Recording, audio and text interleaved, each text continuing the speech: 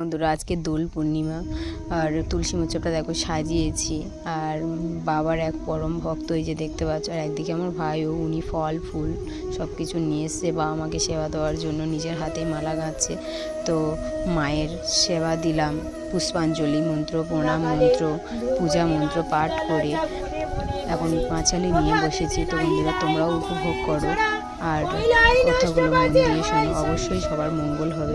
তো এক কথাই বলো, জয় শ্রী গোবিন্দ, জয় শ্রী রাধা।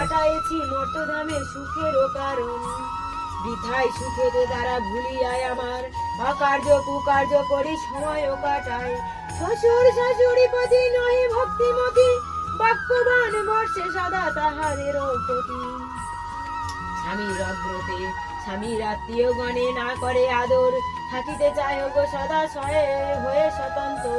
লজ্জা আদি যত গুণ নারীর ভূষণ, শরীর হইতে তারা করিছে বর্জন। অতিথি দেখিলে তারা কষ্ট